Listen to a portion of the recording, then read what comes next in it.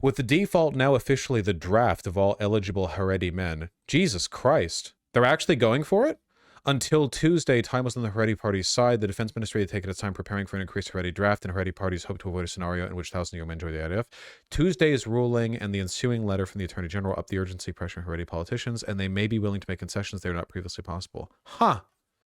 Wild. Yeah, how desperate are they? You know? The IDF is now required to draft 3,000 Haredim in the year 2024, in addition to the usual yearly average of Haredi recruits. This is going to make so many of them so angry.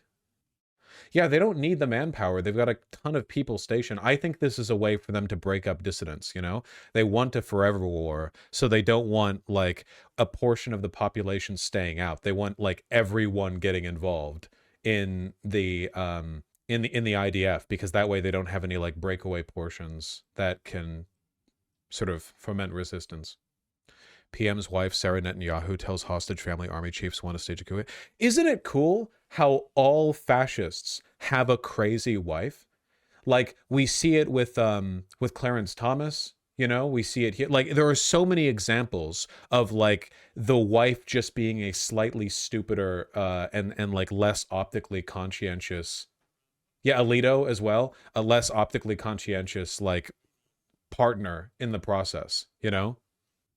Or underage / groomed wife. Yeah, well, in this case. Crazy wives. Insane shit. U.S. to Hezbollah, don't count on us to stop an Israeli attack. Cool. The messaging comes as American officials seem more resigned to the likelihood of an escalation in the Israel-Hezbollah conflict. Cool. I love being the most powerful country on earth.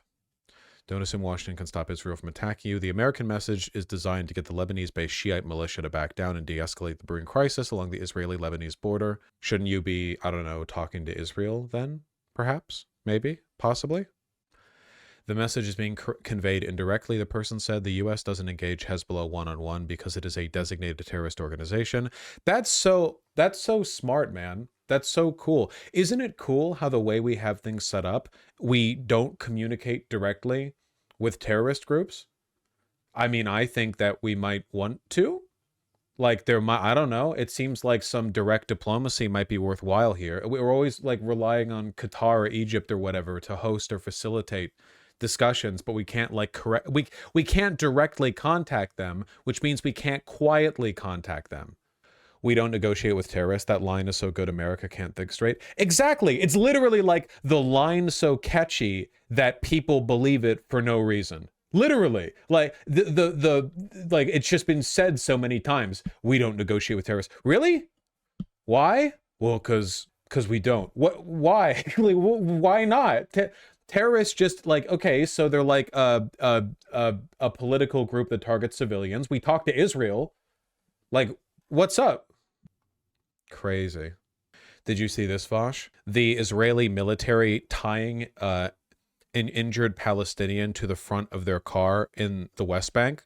Like, there was an injured Palestinian and they, like, tied them to the front bumper of the car in a, like, to parade them around. Yeah, I saw that. A human shield, if you will. Well, you wouldn't, because it was the West Bank, where Hamas isn't.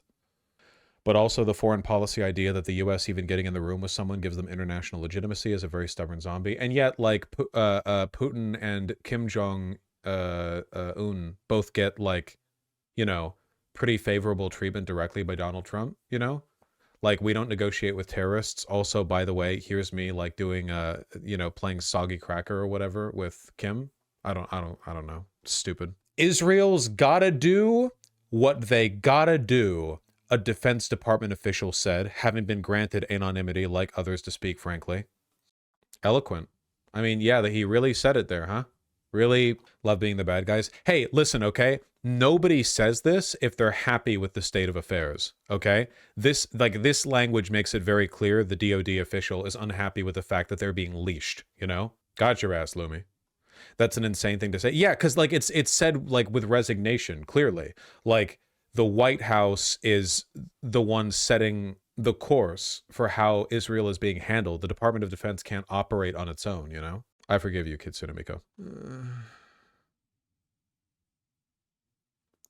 What is this? So how can you say it's not on purpose? They're not killing. Their aim, the motivation is not to go and kill children. What That's is it not their then? motivation. It's to eradicate Hamas. And Hamas, Can I run something by you, Stuart? sure. What if Hamas was hiding Please don't add music in to this Israel? clip. What would the Israeli government do then to eradicate them? They would seek them out. But no, what would they do? Would they adopt the same policies? Would they be blowing up Israeli hospitals after issuing a warning to get all the patients out of They haven't intensive blown care? up a hospital. That's another myth, isn't it? They haven't blown up a hospital. Don't let me distract you from the question I asked. Do you think that if Hamas was hiding in Israel, the Israeli army would be pursuing the same tactics in pursuit of them with regard to civilian life? Adding No. the funk music for the Zoomers. Well, there it is.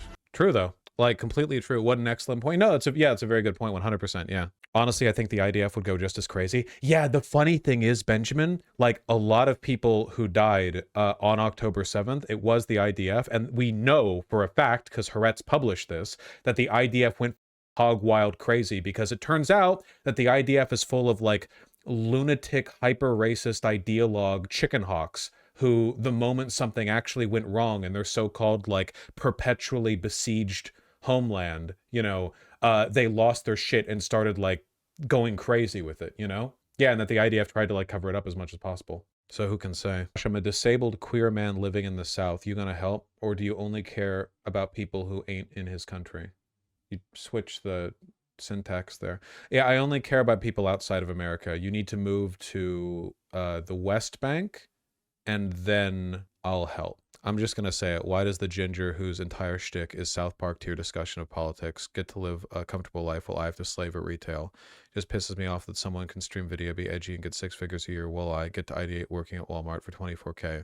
How do you justify getting 6 figures a year for talking about politics in an edgy manner while retail workers like me get 24K and are ideating?